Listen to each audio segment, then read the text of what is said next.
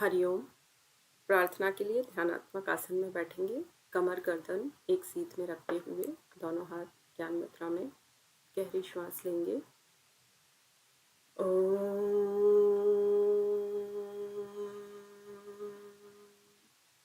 असतो मा सद्गमय तमसो मा ज्योतिर्गमय मृत्योर्मा अमृतं गमय।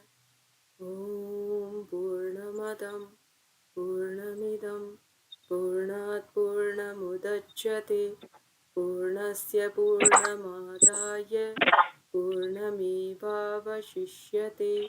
ओम। दोनों हथेलियों का घर्षण करते हुए मुखमंडल पे लगाएंगे। धीरे धीरे नेत्रों को खोलेंगे। हरिओम। हाँ मिश्र जी, कल जो पढ़ा बताइए, क्या पढ़ा हमने? कौन से दर्शन की पढ़ाई चल रही है अभी? दर्शन में सांख्य क्लियर है? नमस्ते। नमस्ते नमस्ते सीमा मैम। सांख्य क्लियर है? सांख्य के बाद कौन सा लिया था हमने? इसके दो भाग देखे थे, मीमांसा के पूर्व और उत्तर। इससे पहले हम न्याय और वैशेषिक पढ़ चुके थे। वैशेषिक में कुछ तत्व देखना बाकी था, बाकी न्याय दर्शन अच्छी तरह से पढ़ा। नियते अनेन इति न्याय है, न्याय पे जो आधारित हो, जहां न्याय की खोज हो, वो न्याय दर्शन है। तो न्याय दर्शन में और क्या क्या है बताइए? ईश्वर को मानता है क्या न्याय दर्शन? बताइए, न्याय दर्शन में क्या ईश्वर की सत्ता स्वीकार की गई है? हाँ, की गई है।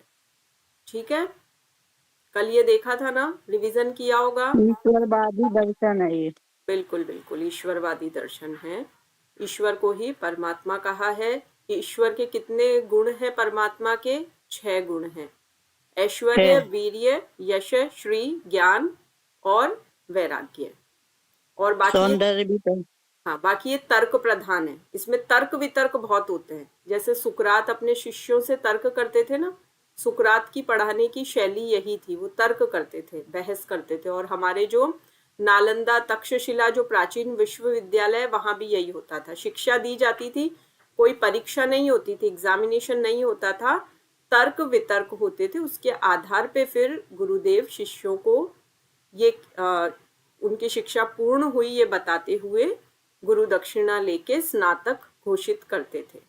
तो न्याय दर्शन में प्रत्येक अध्याय के 2 भाग माने जाते हैं। प्रमाण 4 प्रकार के हैं, प्रत्यक्ष, अनुमान, उपमान और आगम। ठीक है, इसमें तर्क शास्त्र और ज्ञान शास्त्र को महत्व दिया है। पदार्थ 16 है। हाँ पूछिए सीमा मैम।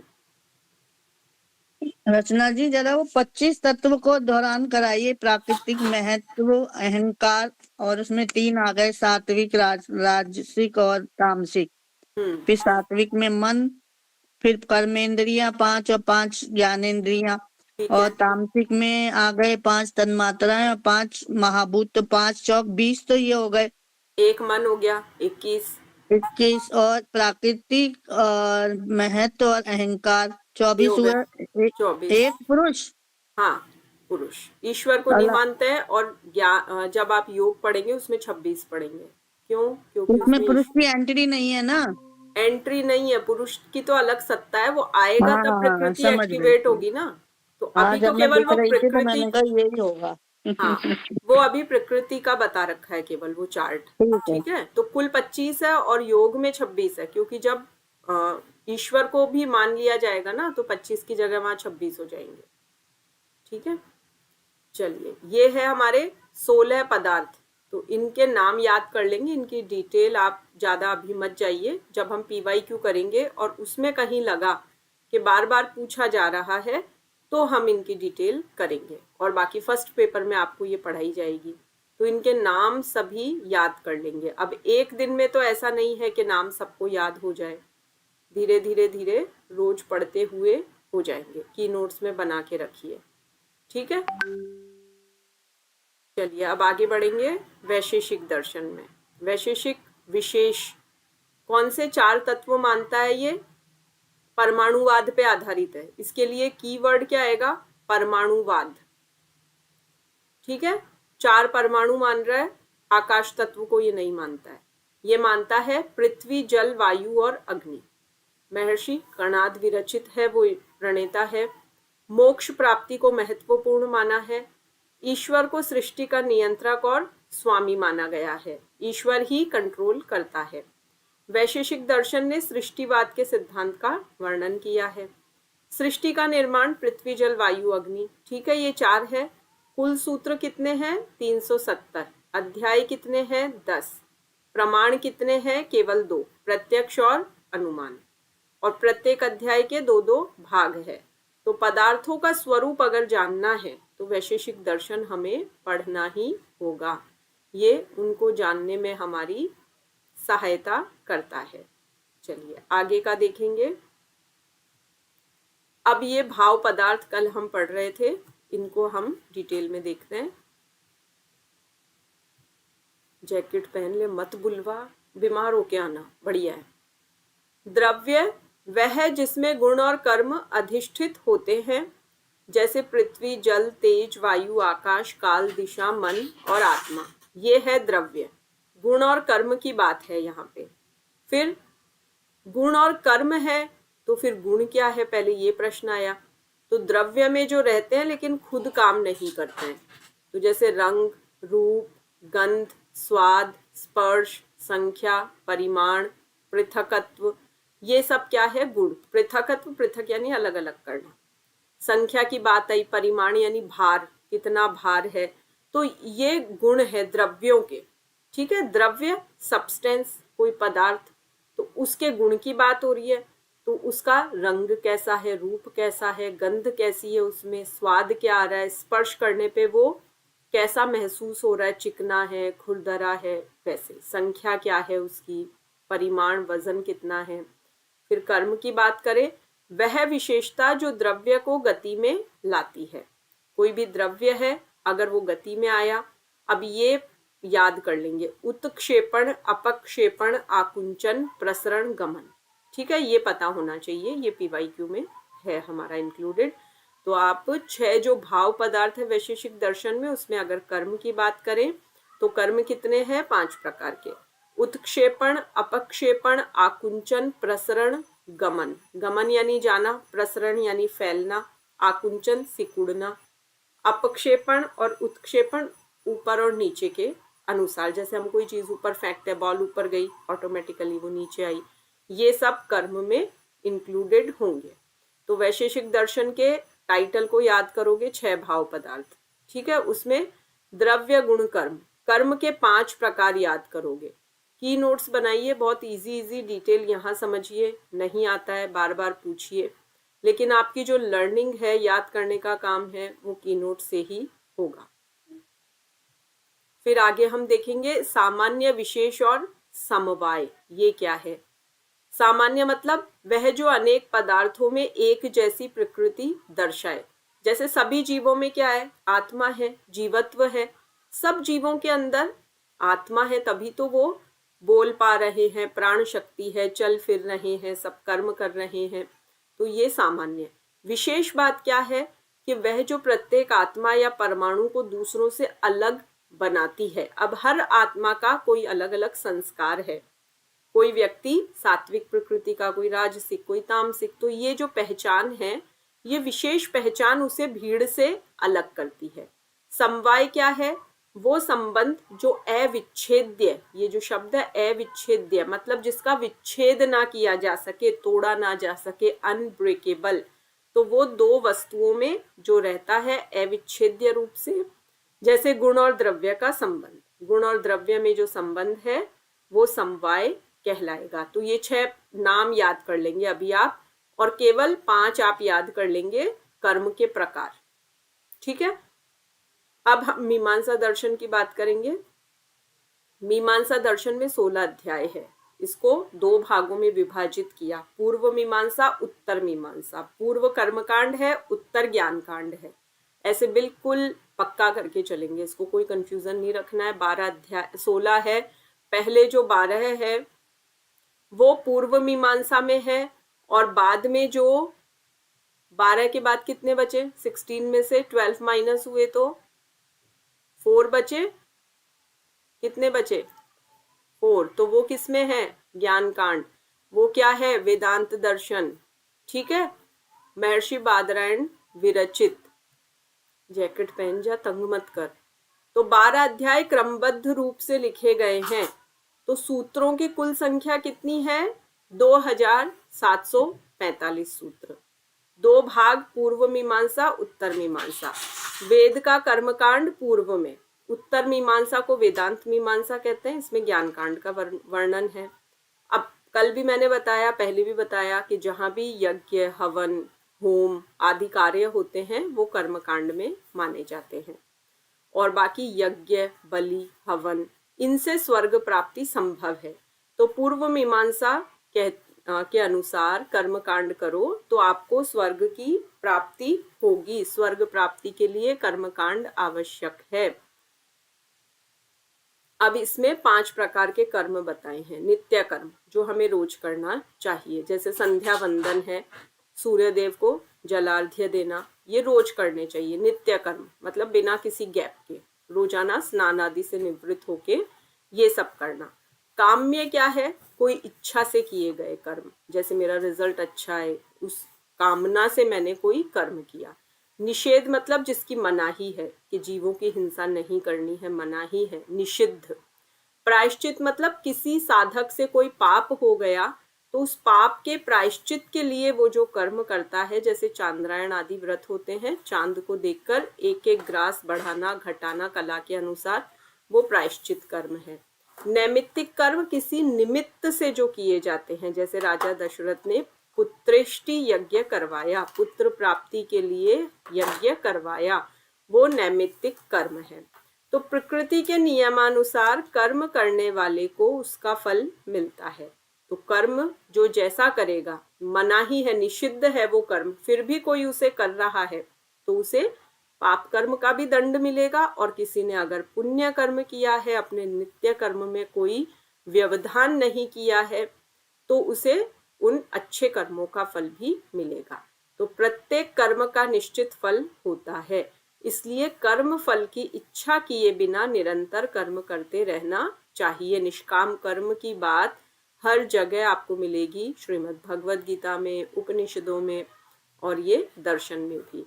तो इस तरह से मीमांसा दर्शन का हमने अभी जो पहला वाला हम भाग पढ़ रहे हैं उसमें ये बात आई है, कर्मों के प्रकार आए हैं।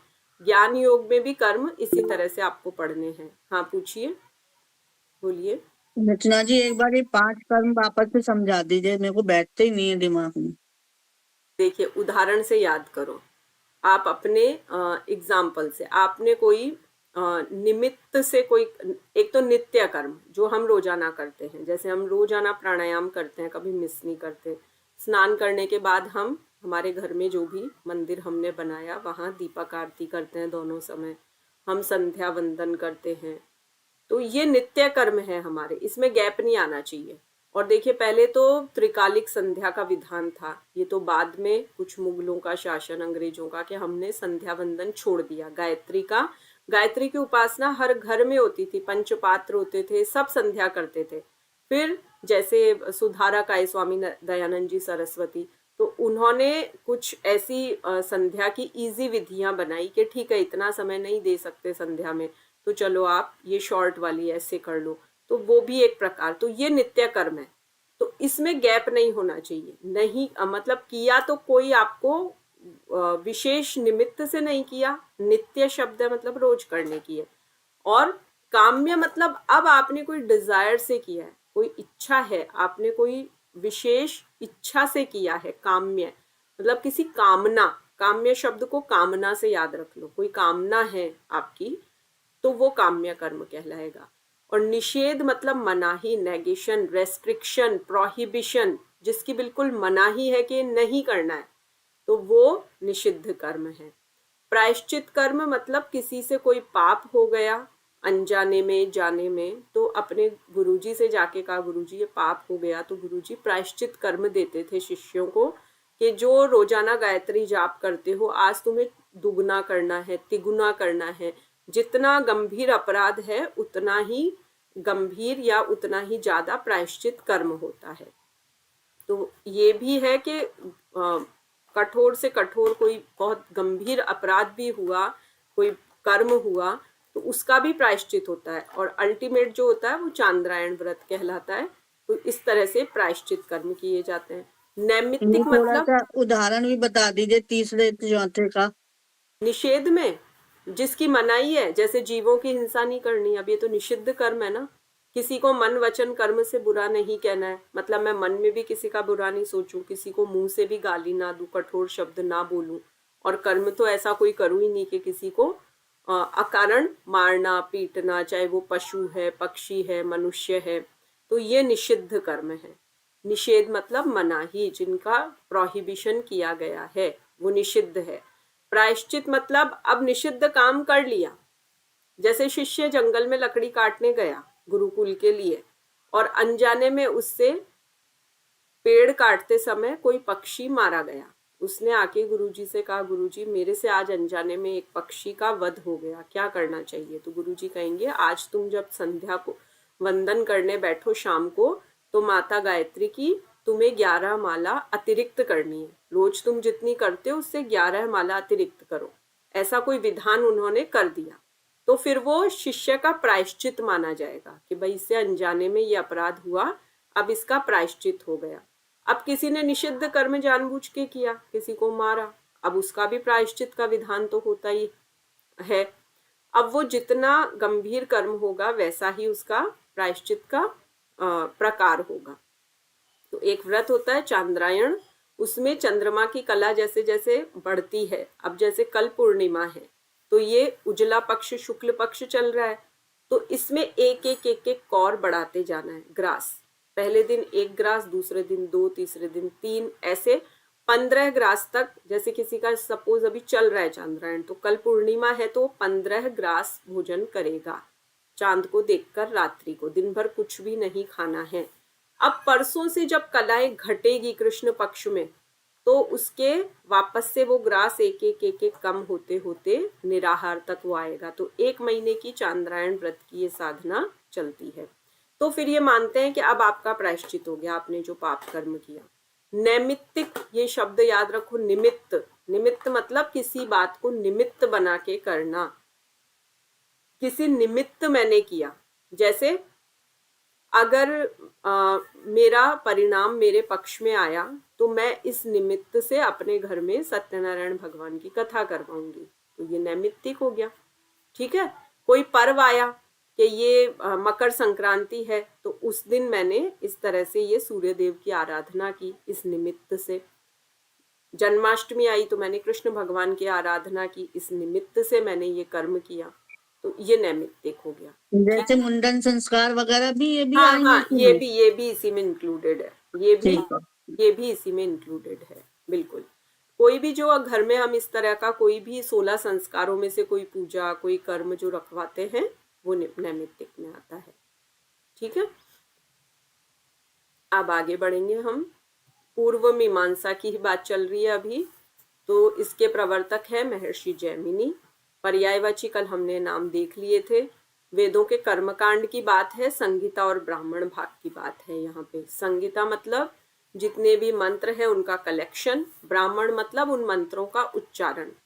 अब वेद क्या है? वेद अपौरुषेय है, किसी पुरुष ने नहीं रचे हैं। अपौरुषेय मतलब किसी ह्यूमन बीइंग ने नहीं रचे हैं, और ये सर्वोच्च प्रमाण है। जो भी बात है वेदों को प्रमाणिक माना जाता है, कि अगर वेद में लिखा है तो गलत नहीं हो सकता।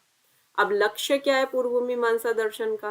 कि यज्ञ अनुष्ठान विधि पूर्वक जो भी कर्म है, अगर साधक करेगा तो उसको स्वर्ग मिलेगा, मोक्ष मिलेगा। अब दर्शन का प्रकार देखिए, ये आस्तिक दर्शन है। ठीक है, ये तो वैसे भी ईश्वर भी मान रहा है, वेदों को इतना अधिक मान रहा है, तो ये आस्तिक दर्शन ही है। ये कर्मवाद पे आधारित है। ठीक है, कर्म जैसा करेंगे वैसा फल मिलेगा। तो कर्म संचय हम ऐसा करें कि निष्काम हो जाएं, तो हमारे संस्कार नहीं बंधेंगे, तो इससे हमें आवागमन से मुक्ति मिलेगी। नहीं तो हम नित्य नए नए कर्म करेंगे तो हमारा कर्म फल पकेगा, फिर फिर हमारा अगला जन्म तैयार होगा। तो इसमें ज्ञान को विशेष महत्व नहीं दिया, कर्म को दिया है। बाहरी जो पूजा, होम, हवन, जप, बलि, वैश्वदेव यज्ञ, भूत यज्ञ, नृ यज्ञ, अतिथि यज्ञ, उन सबको ज्यादा महत्व दिया है। अब ईश्वर की बात करें तो अलग से नहीं माना ईश्वर को, वेदों को सर्वोच्च मान लिया, तो वेदों को ही परमात्मा मान लिया। तो प्रमाण की दृष्टि से ईश्वर गौण है, लेकिन वैसे ये ईश्वरवादी है, बिल्कुल ये मानता है ईश्वर को, लेकिन वेदों पे इसका विश्वास बहुत ज्यादा है। तो वेदों में जो कर्मकांड वाला भाग है, ये कहते हैं आप कर्मकांड कीजिए, अपने घर में रोज हवन कीजिए। अब इन्होंने 6 प्रमाण माने हैं, प्रत्यक्ष, अनुमान, उपमान, शब्द, अर्थापत्ति, अनुपलब्धि। ये बिल्कुल सीक्वेंस से ये प्रमाण याद कर लेंगे। सूत्रों की संरचना, तो मीमांसा के जो सूत्र है जैमिनी सूत्र भी कहते हैं। अब इस पे भाष्य किसने लिखा, तो शबर स्वामी नाम के एक विद्वान ने इस पे भाष्य लिखा। भाष्य का नाम शबर भाष्य ही है। कुमारिल भट्ट और प्रभाकराचार्य ये प्रसिद्ध टीकाकार थे। कुमारिल भट्ट जी और प्रभाकराचार्य ये 2 आचार्य थे। इन्होंने पूर्व मीमांसा पे टीकाएं लिखी। एक मंडन जी मिश्र थे, बड़े अच्छे विद्वान थे, उन्होंने भी, वो कर्मकांडी थे। फिर आदि गुरु शंकराचार्य जी ने उनसे शास्त्रार्थ किया, उनको पराजित किया और फिर उनको ज्ञान मार्ग की तरफ वो लेकर आए। तो ये मान्यता है कि ये कर्मकांड को ज्यादा मानते हैं, महत्व देते हैं। अब इनका मुख्य सिद्धांत क्या है, धर्म है विधि लक्षण है। तो धर्म वही है जो वेद से विहित हो। धर्म का लक्षण क्या है कि वो वेद से विहित है। इसमें कर्मकांड श्रेष्ठ है, ज्ञान कांड गौण है। और अब बाद में जो पढ़ोगे ना वेदांत, उसमें इसका अपोजिट कर देना, वाइस वर्सा कर देना। उसमें कर्मकांड को गौण माना है, ज्ञान कांड को ज्यादा महत्व दिया है। अब मोक्ष क्या होता है भाई, कर्मों के निष्काम फल से उत्पन्न वैराग्य के द्वारा मोक्ष संभव है। कि हम अपने कर्मों से वैराग्य ले लें, परिवारजनों से, कर्मों से थोड़ा थोड़ा दूर होने लगे, डिटैच होने लगे। फिर हम कर्म करें तो भी निष्काम होके करें, कि कोई टारगेट ना रखें, कोई ऐसे फल की इच्छा ना करें। तब कर्म बंधन से मुक्ति होगी, आत्मा स्वतंत्र होगी, तो मोक्ष संभव है।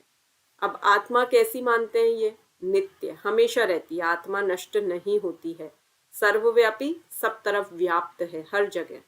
और कर्म फल की भोगता है। आत्मा वापस देह में क्यों आती है, बार बार क्यों रिबर्थ होता है, क्योंकि उसको कर्म फल को भोगना है। अब मैंने इस जन्म में जो कर्म संचित किए, उसके बेसिस पे मुझे अगला जन्म मिलेगा, रिबर्थ होगा। तो ये मेरी आत्मा क्या है, कर्म फल की भोगता हुई ना, कर्म के फल को भोग रही है। और आत्मा का गुण क्या है, ज्ञान। ठीक है, तो आत्मा में ज्ञान होता है तभी तो वो कर्म करती है।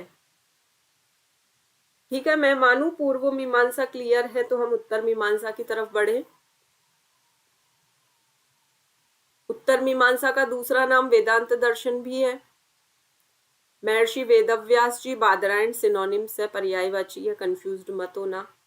क्योंकि एनटीए में जिसको जितने पर्यायवाची अच्छे से याद हैं, आपके लगभग 8 से 10 नंबर फ्री मान के चलिए। इस बेसिस पे आप कर पाएंगे, भले आपने वो टॉपिक ना भी पढ़ा हो, लेकिन आपको सिनोनिम्स आते हैं। और अगर नहीं आते हैं तो आती हुई चीज आप गलत करके आ जाएंगे। आपको अगर महर्षि बादरायण याद कर लिया और वेदव्यास जी याद नहीं आता है, तो जरूरी नहीं वहाँ महर्षि बादरायण देंगे, ब्रैकेट में नाम देंगे। एनटीए क्वेश्चंस ऐसे ही डिजाइन करते हैं, तो आपको सिनोनिम्स का बहुत ध्यान रखना है। तो आपने प्रवर्तक के 2 नाम हैं, सेम है, बट ये अलग अलग नामों से संबोधित किया जाता है। पर्यायवाची नाम देखिए ध्यान से, उत्तर मीमांसा भी कहते हैं, वेदांत भी कहते हैं, ब्रह्म मीमांसा भी कहते हैं। ठीक है, अब है इसका ग्रंथ कौन सा है, ब्रह्म सूत्र। आपने प्रस्थान त्रयी पढ़ा था ना अभी 2 दिन पहले, तो उसमें क्या पढ़ा था, 3 में से होके गुजरते हैं, तो उसमें तीसरे नंबर पे ब्रह्म सूत्र था। कितने सूत्र है ब्रह्म सूत्र में, याद आया? 555। यस, वेरी गुड, 555 है। तो उपनिषद, भगवद गीता, ब्रह्म सूत्र, ये वेदांत के 3 मुख्य आधार हैं। इसमें ज्ञान कांड की व्याख्या की गई है। अब पहले अभी कर्म कांड पढ़ के आए हैं, अब यहाँ ज्ञान पढ़ेंगे।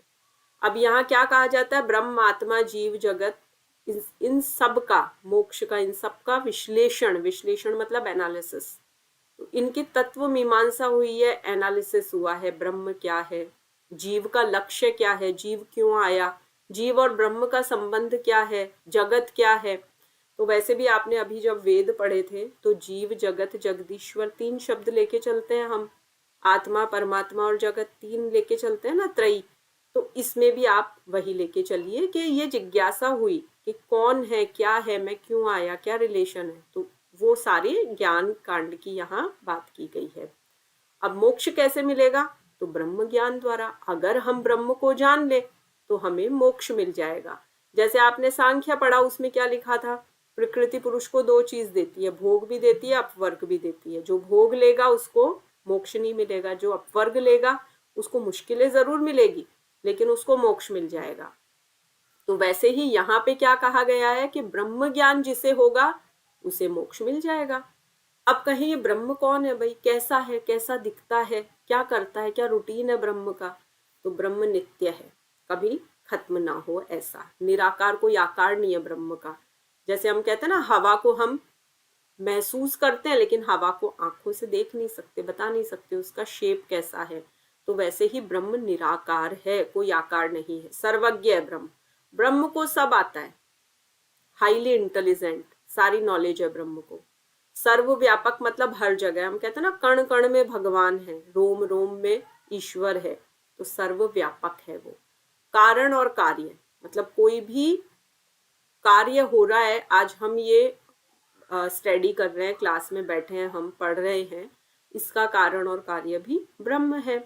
तो ब्रह्म क्या है? सतचित आनंद है। सत मतलब सत्य, चित यानी जो हमारा चित्त है, स्मृतियां है, आनंद मतलब हाईएस्ट प्लेजर, सबसे उच्च कोटि का आनंद।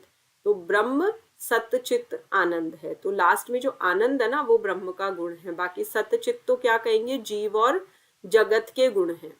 अब आत्मा का रूप क्या है? आत्मा ब्रह्म स्वरूप है। ये कहते हैं भाई अलग अलग नहीं है, जो वो है वही मैं हूं। हम अलग नहीं हैं, हम उन्हीं के बच्चे हैं, उन्हीं में से निकले हैं। जैसे सागर से बूंद निकली तो वो बूंद अलग थोड़ी हो गई, वो सागर की ही तो है। हाँ सीमा मैम बोलिए। फिर रचना जी, आत्मा और ब्रह्म में क्या अंतर हुआ? ये समझ में नहीं आई बात। आत्मा छोटा रूप है, मतलब सागर है ब्रह्म, और हम बहुत सारी आत्माएं हैं, असंख्य, अनगिनत। हम क्या हैं? बूंदे, उस सागर में से निकली ड्रॉप्स हैं हम। ठीक है, तो ड्रॉप्स जाके अल्टीमेटली मिलती कहाँ है? सागर में। छोटी छोटी नदियां हैं, गंगा नदी हो चाहे कोई नाला हो, जाके मिलती तो सागर में ही है ना। तो ब्रह्म के अंश हैं हम, लेकिन कोई अंतर नहीं है। जैसे मेरे ब्रह्म वैसे ही मेरा स्वरूप। तो ब्रह्म सत्यम जगत मिथ्या, जीवो ब्रह्मैव नापरः।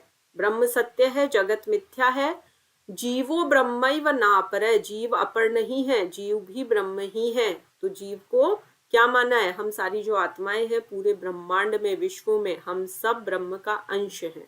ठीक है, हम जीवात्माएं हैं, ब्रह्म का अंश है। तो आत्मा ब्रह्म स्वरूप है। अब आत्मा का अगर अज्ञान है आपको, हम क्या करते हैं? आत्मा मानते कहाँ है खुद को? हम तो देह मानते हैं। हम कहते हैं ना, मेरे सिर में दर्द हो रहा है, मुझे कुछ खाने की इच्छा है चटपटा, ये मेरे पति है, ये मेरा घर है, ये मेरा बच्चा है, ये मेरा मोबाइल है। सारे समय हम मैं देह को ही तो सजाते हैं। हम कपड़े खरीद के लाते हैं, सुंदर सुंदर देह के लिए तो लाते हैं। कभी कोशिश की आत्मा के लिए कुछ खरीद के लाए? कभी किसी के पास जाते हैं, एस्ट्रोलॉजर, सदगुरु जी, किन्हीं के पास, तो हम यही पूछते हैं ना, ये प्रॉब्लम कब दूर होगी? कोई सांसारिक समस्या ही पूछते हैं, या मेरी बॉडी में ये तकलीफ है, ये कब दूर होगी? कभी पूछा कि मेरी आत्मा उच्च बने, ब्रह्म से मिले, उसके लिए क्या उपाय है? कभी आत्मा के लिए वस्त्र खरीदते हैं, कभी आत्मा के लिए भोजन की व्यवस्था करते हैं। तो हमने अज्ञान में हम जी रहे हैं। तो आत्मा का अज्ञान क्या है? बंधन है। अब जब तक ये बंधन है तब तक रिबर्थ, फिर इस बर्थ के बाद नेक्स्ट बर्थ, फिर न्यू बोर्न, फिर नया बर्थ। अब मोक्ष क्या है? आत्मा और ब्रह्म की एकता। जिस दिन मुझे समझ में आ गया कि मैं तो आत्मा हूं, मैं देह नहीं हूं, उस दिन मैंने ब्रह्म से एकता कर ली। तो बस आत्म साक्षात्कार हो गया, सेल्फ रियलाइजेशन, आत्म अनुभूति, मोक्ष, कैवल्य, निर्वाण, बस यही है। तो अविद्या के नाश से क्या होगा? ब्रह्म की अनुभूति होगी। तो अविद्या का नाश जरूरी है। अब ये लोग क्या मानते हैं ज्ञान कांड वाले कि भाई केवल हवन करने से, मंत्र बोलने से अविद्या का नाश नहीं होगा, आप ध्यान करो। इन लोगों के लिए मतलब ये मेडिटेशन को, इन चीजों को, ज्ञान को ज्यादा महत्व देते हैं। अब ये ईश्वर का स्वरूप क्या मानते हैं? ब्रह्म ही ईश्वर है। उपाधियों के कारण अनेक प्रतीत हो रहा है, मतलब गणेश जी, शिव जी, राम जी, हनुमान जी, रूप अलग अलग दे दिए, है सब एक ही, सब एक ही है, ब्रह्म है वो, बस ब्रह्म के ही वो अलग अलग रूप है। अब इनका मुख्य सिद्धांत अद्वैतवाद। अद्वैत क्या होता है? नॉन ड्यूअलिज्म, जहां कोई ड्यूअलिज्म नहीं है, द्वैत नहीं है, अलग अलग नहीं है।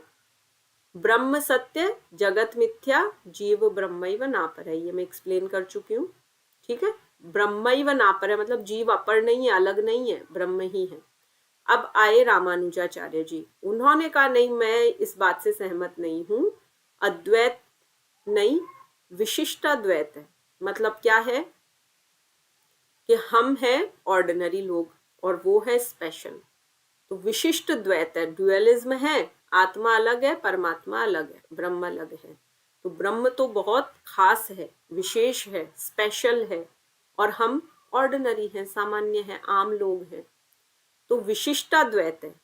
ठीक है, तो ये क्या मान रहे हैं? जीव है तो ब्रह्म का अंश, लेकिन ब्रह्म में सारे गुण हैं और हमारा लक्ष्य ब्रह्म से मिले जाके। अब माधवाचार्य जी ने कहा द्वैतवाद, ड्यूअलिज्म नहीं, जीव अलग है, ब्रह्म अलग है, एक कैसे हो सकते हैं? हाँ, भक्ति करोगे तो मोक्ष मिलेगा, बाकी आप हो तो जीवात्माएं, आप ब्रह्म जैसे शक्तिशाली थोड़ी हो सकते हो।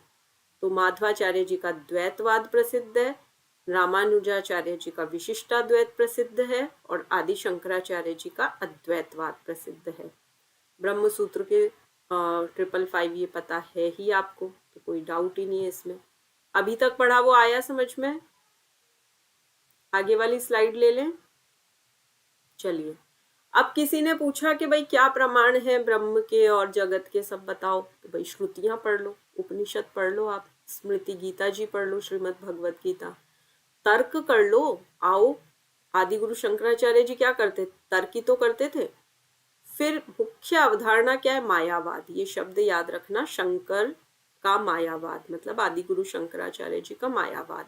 वो हर चीज के लिए कहते हैं, हम लोग जहाँ साइंस भी नहीं समझ पाती कुछ चीजों को, तो हम क्या कहते हैं? ये सब ईश्वर की माया है, सेयम भगवतो माया, ये सब ईश्वर की माया है। तो ब्रह्म को जरूरत क्या है ये सृष्टि रचने की? कोई पूछे भाई क्या जरूरत थी, इतने प्राणी बनाए, इंसान भी बनाए, जानवर बनाए, चौपाए, 2 पैर वाले, कीट बनाए, सब कुछ बनाया, खाने पीने की इतनी भोग सामग्री बनाई, वस्त्र बनाए, क्या जरूरत थी? वही कहते हैं कुछ नहीं है, माया है। भगवान ने एक खेल रचा है, माया रची है, बस मायावाद है, माया में हम उलझे हुए हैं।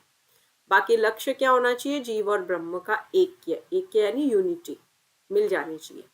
तो प्रपंच का अवास्तविक स्वरूप, तो ये जगत क्या है? हम कहते हैं ना प्रपंच है, बस मोह माया है। अब अद्वैत वेदांत के प्रवर्तक कौन है? आदि गुरु शंकराचार्य जी। इनका दर्शन क्या है? अभेदवाद, कोई भेद नहीं है, अभेद है। एक मेवा द्वितीयवाद, मतलब वो एक ही सब कुछ है, द्वितीय कुछ नहीं है, हम उन्हीं के अंश हैं। वो एक बड़ा सागर है, हम छोटे छोटे ड्रॉप्स हैं, लेकिन हमको मिलना वही है। तो ब्रह्म का स्वरूप क्या है? एकमेव अद्वितीय ब्रह्म ही सत्य है। ब्रह्म सच्चित आनंद स्वरूप है, ब्रह्म निराकार है, कोई आकृति नहीं है ब्रह्म की, निर्गुण है, ब्रह्म में कोई गुण ही नहीं है, निर्गुण है, हमेशा रहने वाले हैं, सर्वव्यापक है, रोम रोम में है। जगत क्या है? मिथ्या, जगत झूठा है, मायावाद है। बस भगवान ने अपने खेल के लिए माया पैदा कर दी और हम सब भ्रमित हो गए। न सत है न असत। माँ ने मुझे भेजा कि जाओ बाजार से कुछ ले आओ, रास्ते में कोई तमाशा हो रहा था, मैं देखने बैठ गई। मुझे घंटों बाद ध्यान आया कि मैं किस लिए आई थी, मुझे तो किसी काम से भेजा गया है। अब जब मुझे याद आया, मैं तुरंत उठी, उस तमाशे से अलग हुई और मैंने अपना काम किया, अपना कर्तव्य किया। बस वही हाल है, हम यहाँ आए हैं अपने कर्मों को घटाने और मोक्ष पाने, लेकिन हम इस माया में उलझ जाते हैं। ठीक है, तो विवर्तवाद इसका सिनोनिम है। देखिए, शंकर का मायावाद और विवर्तवाद, ये 2 शब्द अच्छे से याद कर लेना। अगर वेदांत से कोई सवाल आता है तो यही आएगा। विवर्तवाद क्या होता है कि मतलब प्रकट होना, प्राकट्य, फील होना, कारण से कार्य का अविकृत प्राकट्य। आपने सत्कार्यवाद पूछा तो मैंने बताया कि दूध में दही पहले से विद्यमान है, बस वो दिख नहीं रहा, प्रकट नहीं हो रहा। और यहाँ पे क्या है, प्राकट्य हुआ है, लेकिन वो प्राकट्य कैसा है, अविकृत। तो कारण से कार्य कैसा हुआ है, प्रकट हुआ है, यानी ब्रह्म की इच्छा हुई तो माया से उन्होंने ये जगत प्रकट कर दिया। तो ये कारण से कार्य का अविकृत प्राकट्य, ये है शंकर का विवर्तवाद, आदि गुरु शंकराचार्य जी का विवर्तवाद। ये विवर्त शब्द अच्छे से लर्न कर लेना। जीव क्या है, आत्मा और ब्रह्म में कोई भेद ही नहीं है, ये तो अद्वैत कह रहे हैं ना, अभेदवाद, अद्वैतवाद। अज्ञान के कारण आत्मा को क्या अनुभव होता है, बहुत सीमित। आत्मा की नॉलेज कितनी है, हमारी नॉलेज कैसी है, लिमिटेड है ना, क्योंकि हम अविद्या में फंस गए। वही बात है ना कि हम आए थे हरिभजन को, होटन लगे कपास। तो आए तो हम मोक्ष प्राप्त करने, लेकिन हम अविद्या के वश प्रपंचों में उलझ गए। जीव क्या है, ब्रह्म उपाधि, अविद्या। ठीक है, तो जीव का लक्षण क्या है कि जीव में अज्ञान है। ब्रह्म क्या है, ज्ञानी है, सर्वज्ञ है, सर्वव्यापक है। अब उपाय क्या है कि हम इस अज्ञान को कैसे हटाएं, ज्ञान के द्वारा। तो इसमें किसकी बात की गई है, ज्ञान योग की। तो उसमें आप कर्मवाद पढ़ के आए कि हवन करो, यज्ञ करो, बलि वैश्वदेव यज्ञ करो, अतिथि आए तो उसको भोजन करवाओ, नित्य हवन करो। यहाँ कहते हैं नहीं, ज्ञान प्राप्त करो, ज्ञान होना जरूरी है। ऐसे झूठे झूठे बस मुंह से मंत्र रटे हुए बोलते चले जा रहे हो, अर्थ आता ही नहीं है। कई लोग हैं हनुमान चालीसा बोलते हैं, रोज बोलते हैं, सालों से बोल रहे हैं, अर्थ पूछ लो तो पता ही नहीं है, किसने लिखा है वो पता नहीं है, तो क्या मतलब है। तो ये कह रहे हैं जितना भी आए ज्ञान लो उसका। अब माया क्या है, ये माया शब्द बहुत इंपॉर्टेंट है, आदि गुरु शंकराचार्य जी का, जैसे विवर्तवाद इंपॉर्टेंट है। तो माया ब्रह्म की शक्ति है, ठीक है, अनिर्वचनीय, उसके लिए कोई शब्द नहीं है, वचन नहीं है उसके लिए, बस ब्रह्म में स्थित है। और ब्रह्म की इच्छा हुई, माया से उन्होंने जगत रच दिया, तो कार्य रूप में जगत बन गया। अब मोक्ष क्या है, ज्ञान मार्ग ही मोक्ष का साधन है। हम जीवात्मा जब परमात्मा से मिल जाएं वही मोक्ष है। मुझे अविद्या के वश हूं मैं, मेरी अविद्या का नाश हो जाए तो बस वो मोक्ष है, ब्रह्म मिल गए। अब नेति, नेति शब्द इंपॉर्टेंट है, याद रखना। नेति, नेति मतलब न इति, न इति मतलब जिसका कोई अंत नहीं है, जिसका कोई अंत नहीं है। ठीक है, तो ब्रह्म का कोई अंत नहीं है। अब ऋषियों से हम पूछने लगे बताइए ब्रह्म क्या है, तो वो कहेंगे भाई ब्रह्म नित्य है, और बताओ, सर्वव्यापक है, और बताओ, महाशक्तिशाली है, और बताओ कि ब्रह्म को कर्म नहीं बांध सकते, और बताओ ब्रह्म ने माया से जगत की रचना की है, और बताओ। नेति, नेति मतलब अब कुछ नहीं, कोई अंत ही नहीं है भाई, ब्रह्म के बारे में क्या कहें, कोई अंत ही नहीं है, न इति न इति। तो आत्मा करता नहीं है, भोगता नहीं है, आत्मा कुछ नहीं है। आत्मा केवल 3 चीजें करके ब्रह्म पा सकता है, श्रवण, मनन, निदिध्यासन। श्रवण मतलब ध्यान से सुनना, जैसे अभी 1 घंटे की क्लास आप बहुत ध्यान से सुनो, फिर आप उस पर कंटेम्पलेट करो, मनन करो बैठ के कि आज क्या पढ़ा था, उसका सार क्या है, उस पर प्रश्न कैसे बन सकते हैं, मुझे कितने दिन में याद कर लेना है। मनन किया पूरा 1 घंटे की क्लास से क्या निचोड़ निकला।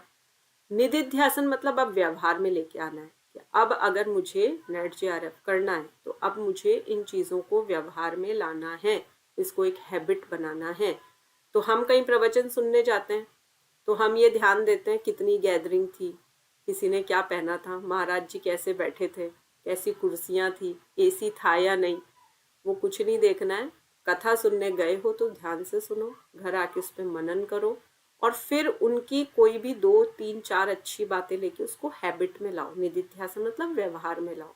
तो ये त्रिकड़ी है, तिकड़ी मतलब इन 3 कड़ियों को जोड़ लो।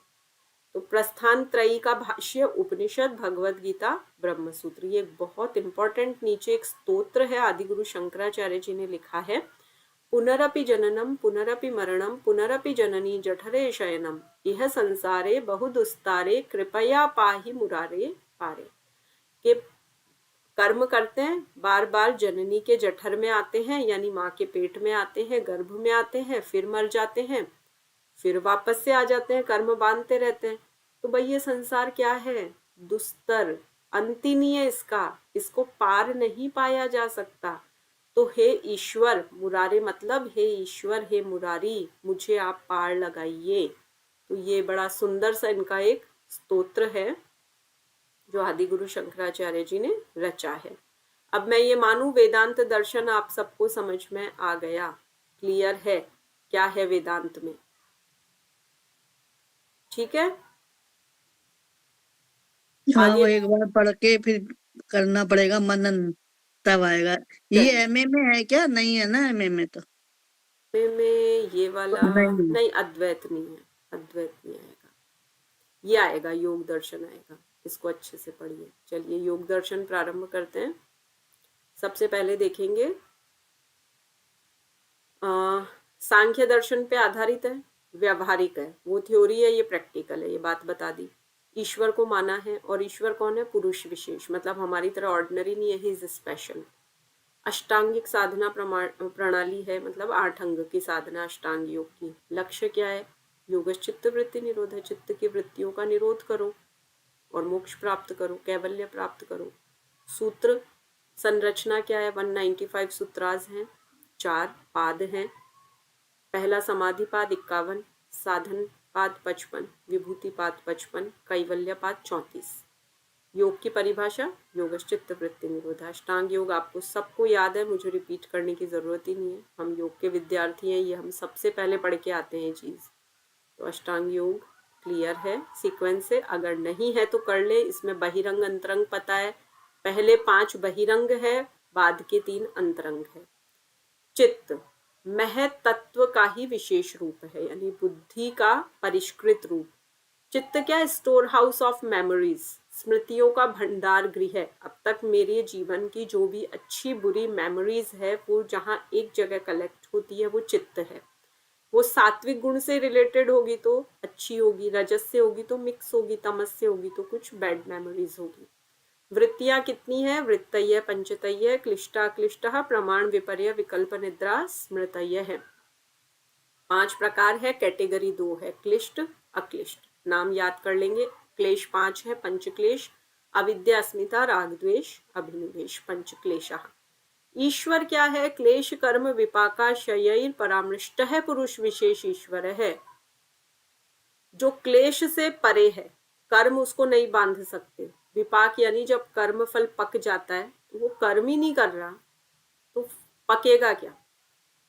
और आशय, कोई इंटेंशन ही नहीं है। इन सबसे परे वो जो पुरुष विशेष है वो ईश्वर है। तो ईश्वर प्राचीन गुरु, सर्वज्ञ, निर्विकल्प और चैतन्य है। पूर्वे शामपि गुरु कालेना नवच्छेदात, पूर्वजों के भी गुरु है, गुरुओं के भी गुरु है, सब जानने वाले हैं। अब समाधि कितनी बताई है? सवितर्क, निर्वितर्क, सविचार, निर्विचार, सबीज और निर्बीज। फिर मोक्ष की बात करें तो पुरुष का चित्त से पूर्ण वैराग्य हो जाता है तो उसको कैवल्य मिल जाता है। कैवल्य क्या है? सच्चित आनंद, मतलब बिल्कुल हाईएस्ट प्लेजर जहां मिल जाए। तो सभी प्रकार के क्लेश कर्मों से मुक्ति कैवल्य है। आत्मानुभूति, समाधि की स्थिति। उपनिषद, एक मिनट, ये बीच में, चलिए वो हमने देख ही लिया था।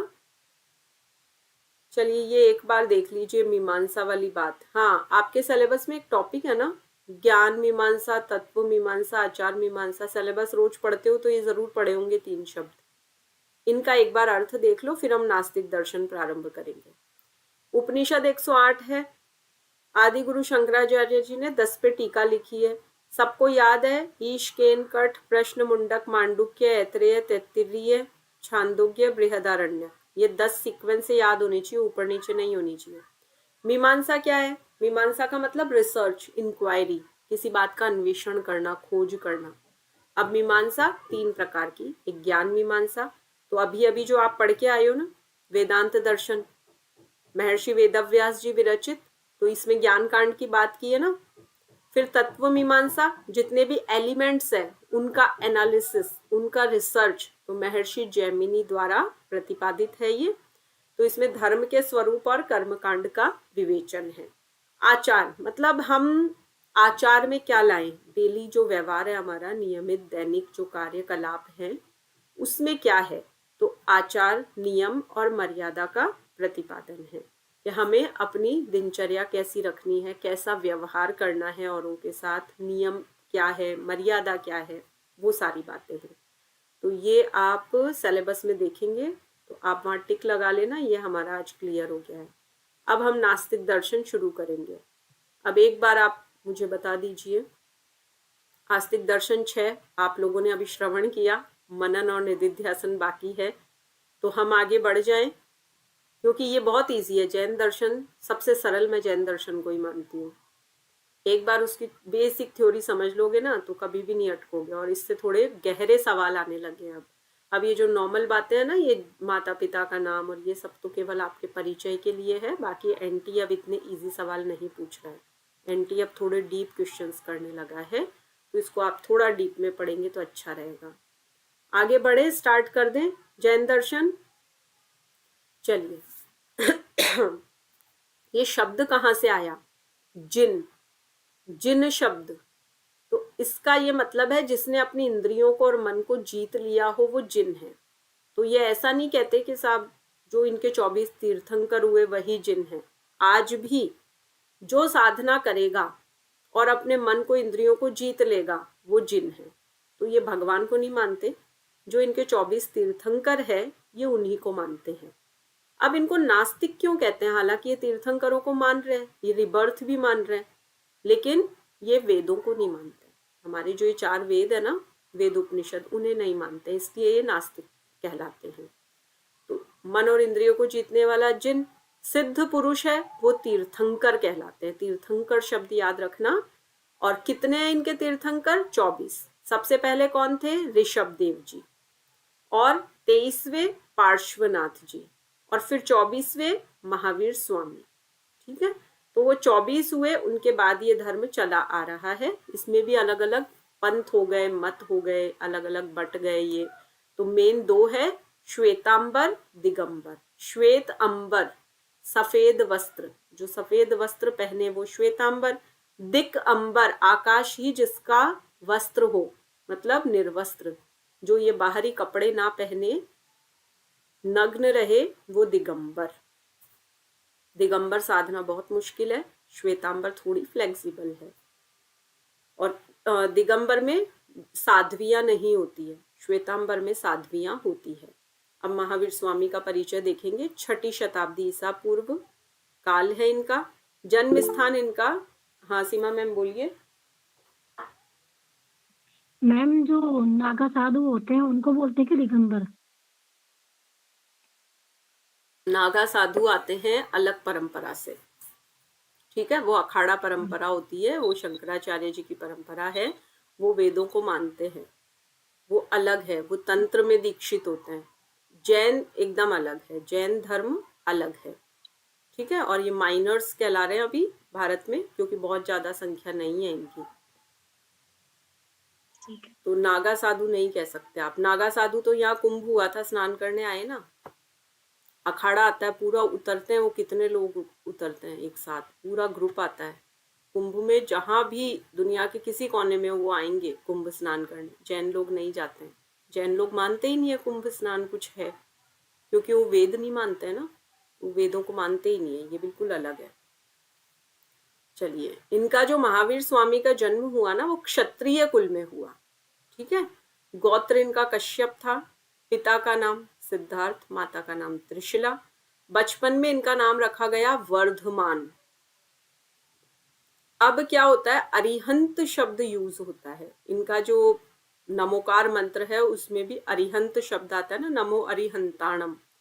अरि यानी शत्रु, हंत यानी मारने वाला। अरिहंत जो शत्रु को मार दे। अब शत्रु ये नहीं कि सामने कोई दुश्मन है, तलवार से अब गन से मार दिया। हमारे अंदर जो काम, क्रोध, लोभ, मोह, मात्सर्य, ये जो दुर्गुण हैं, इनको जो मार दे वो अरिहंत है। यानी जो अपने शत्रुओं को मार दे, अपने ईगो को मार दे, अपने अंदर जो मैपन की भावना है, घमंड है, अभिमान है, अहंकार है, उसको मार दे, वो अरिहंत है। तो जैन दर्शन को अरिहंत दर्शन भी कहते हैं।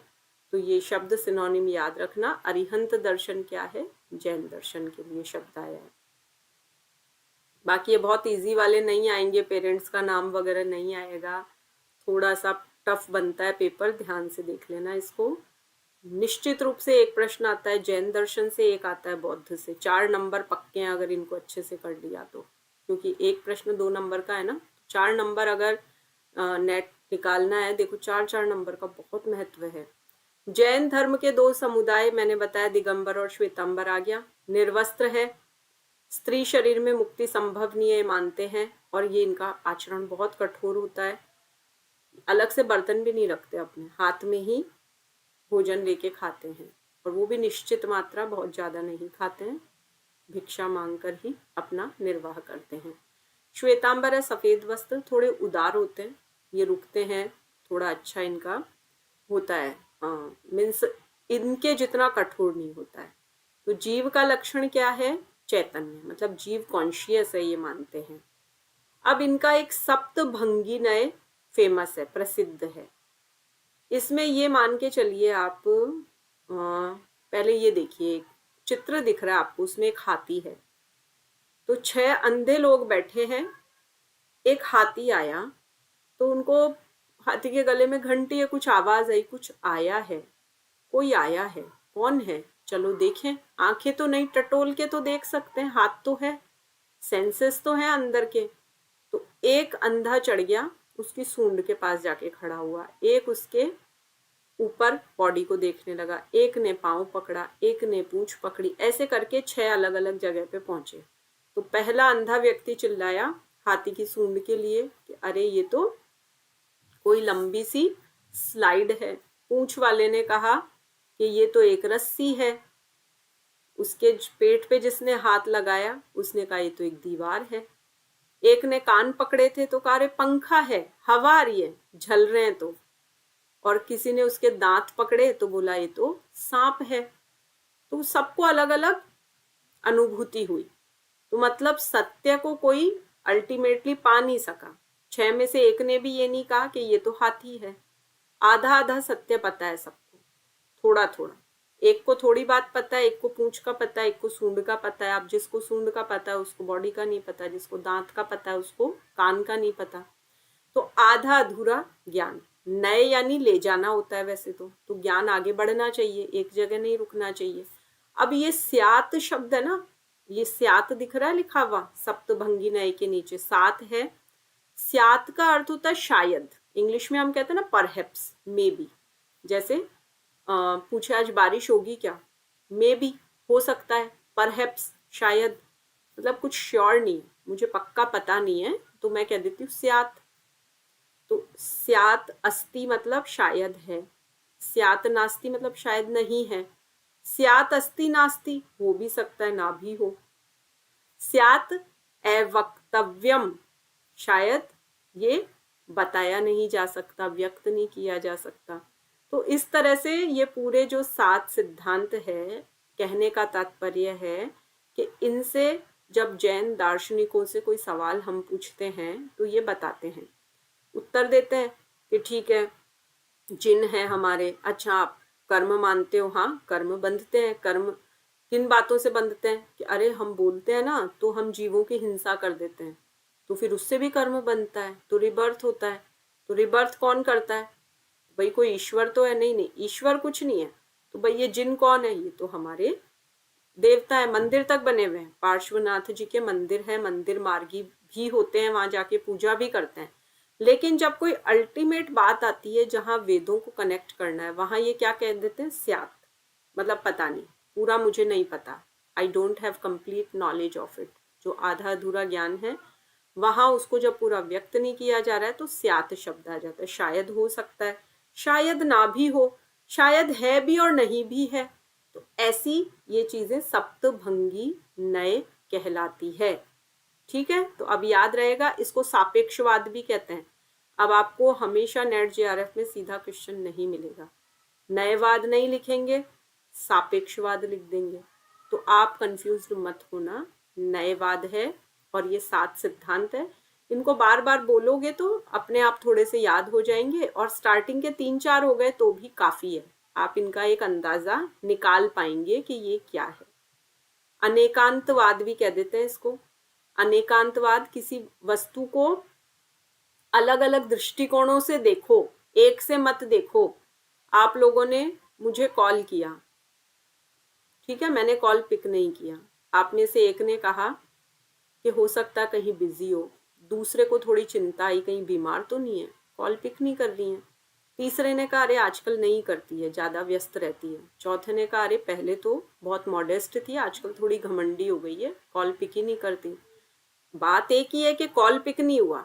6 लोग हैं, 6 का अलग अलग दृष्टिकोण है। किसी ने बहुत पॉजिटिव ले लिया, किसी ने थोड़ा नेगेटिव, किसी ने परिस्थिति समझी।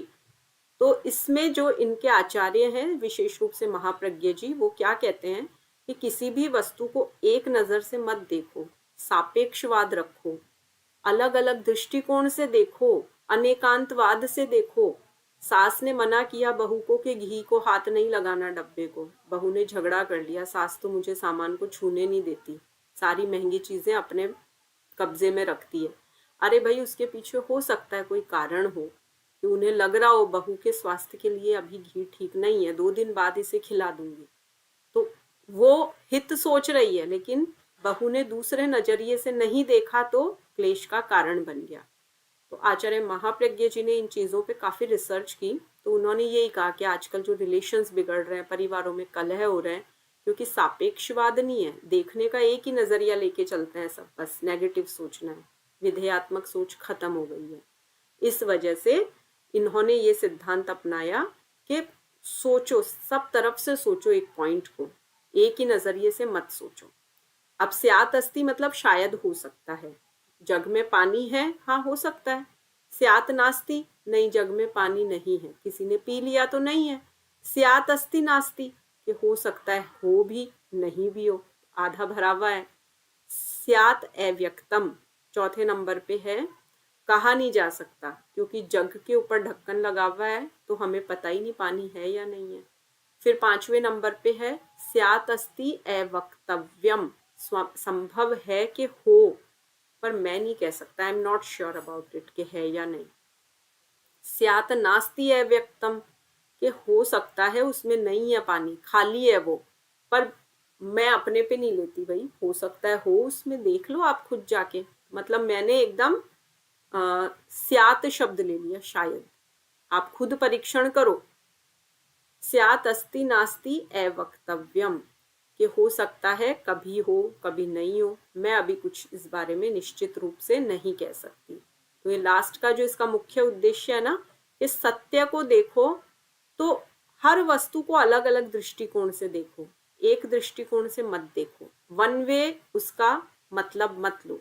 कभी क्लास ज्वाइन करने में मैं लेट हो जाऊं तो ये मत समझो कि क्लास नहीं होगी आज, ठीक है, उसको अलग दृष्टिकोण से देखो कि हो सकता है कोई नेटवर्क इशू हो, मौसम खराब है, किसी काम में है तो अभी ज्वाइन नहीं कर पाई, 5 मिनट देख लेते हैं, तो ये कहा जाता है। आप लोग रिप्लाई नहीं करते हो तो मैं हमेशा ये सोचूं इनको तो पढ़ने में इंटरेस्ट ही नहीं है, बोलना ही नहीं है इनको, तो नहीं, मुझे इस नजरिए से भी देखना है कि देखो हो सकता है कोई काम है, हो सकता है अभी नहीं बोल रहे, पढ़ के आएंगे कल सुना देंगे, तो मुझे भी अनेकांतवाद वाला दृष्टिकोण रखना है। तो ऐसे ही अगर सब एक दूसरे को समझे तो रिलेशंस भी अच्छे रहेंगे, समझ भी अच्छी विकसित होगी, और ये पृथ्वी एक सुंदर स्थान बनेगी, विचार अच्छे होंगे। तो ये आज हमने जैन दर्शन को प्रारंभ किया, और इसका जो सबसे मुख्य सिद्धांत अनेकांतवाद माना जाता है, नयवाद भी कहते हैं, सापेक्षवाद भी कहते हैं, वो हमने पढ़ा। इसमें कोई डिफिकल्टी हो तो पूछिए, हमारे पास 1 मिनट है, बताइए। रचना जी, अभी जब दर्शन की बात करते हैं तो आस्तिक और नास्तिक 2 दर्शन हो गए, है ना। तो आस्तिक ईश्वर पे विश्वास करते हैं, फिर उसमें 2 बताए ना अपने, एक जो वेदों पे करते हैं, वो थोड़ा तो कंफ्यूजिंग हो देखो, जाता है। आप केवल 2 मान के चलो, ईश्वर नहीं, वेदों में विश्वास करे वो आस्तिक है, और जो अच्छा, वेदों को नहीं माने वो नास्तिक है। तो ये 3 आ गए। ये 3 नास्तिक है। अब ये अपने जिनको तो मान रहे हैं, बताओ, इन्होंने पार्श्वनाथ जी का मंदिर खोला हुआ है, ये रोज वहां जाते हैं और पूरी बढ़िया हम्म, पूजा करते हैं, बहुत नियम से, हम्म, लेकिन हम्म, फिर भी इनको नास्तिक क्यों कह रहे हैं? क्योंकि ये वेदों में विश्वास नहीं रखते हैं। और वेद क्या है? हमारी संस्कृति का मूल है, ये निकले तो वेद में से ही है ना, जड़ तो वेद है, ये तो अलग अलग शाखाएं उस पेड़ की निकल गई, छोटी छोटी टहनियां निकल गई है, इसलिए इनको नास्तिक बोल दिया, क्योंकि ये वेदों को नहीं मान रहे। बाकी ये ईश्वर मानते हैं, पुनर्जन्म मानते हैं, मोक्ष मानते हैं, कर्म बंधन मानते हैं, सब कुछ तो मान रहे हैं, और तो और पूज भी रहे। ये कहते हैं मूर्ति पूजा नहीं करते, लेकिन ये करते हैं, मंदिर मार्गी भी होते हैं इनमें। वैसे ही महावीर वो उनका बौद्ध दर्शन में है, वो भी वेदों को नहीं मानते हैं, बस इसलिए उनको नास्तिक का है। बाकी वो बुद्ध की मूर्तियां जितनी है उतनी किसी की नहीं होगी। आप पूरी दुनिया में देख लो, श्रीलंका में, तिब्बत में, देख के उधर आए थे सब हम। जगह कितनी मूर्तियां, बताइए। तो मूर्ति पूजा भी कर रहे हैं, वो मान रहे हैं, सब कर रहे हैं, लेकिन वेद नहीं और मान रहे हैं। खंडित भी हो गई है कई जगह तो आपको तो वन वे याद रखना है, ईश्वर को लाना ही नहीं है। यहाँ ये कहना है कि जो वेद में विश्वास करे वो आस्तिक, तो वो 6 है, और जो वेद में विश्वास नहीं करे वो नास्तिक, ये 3 है। बस ऐसे याद कर लो इनको। तो ये जैन धर्म का एज इट इज आता है क्वेश्चन, जैन धर्म को एक्सप्लेन करो, कैसे आता है एमए में? एमए में तो ये इस पे अलग से बनेगा, ये सापेक्षवाद अनेकांतवाद पे एक तैयार कर लेना शॉर्ट नोट आपका। हाँ वो तो हो जाएगा। बस उसमें से करते रहो, उस बुक में बहुत इजी लैंग्वेज है, इस वाली से ज्यादा इजी उधर है। ठीक है, चलिए आप बैठेंगे ध्यानात्मक आसन में, कमर गर्दन एक सीध में रखते हुए गहरी श्वास लेंगे। ओम शांति शांति शांति, सर्वारिष्ट सुशांतिर्भवतु। दोनों हथेलियों का घर्षण करते हुए अपने मुखमंडल पे लगाएंगे, धीरे धीरे अपने नेत्र खोलेंगे। हरिओम, नमस्ते।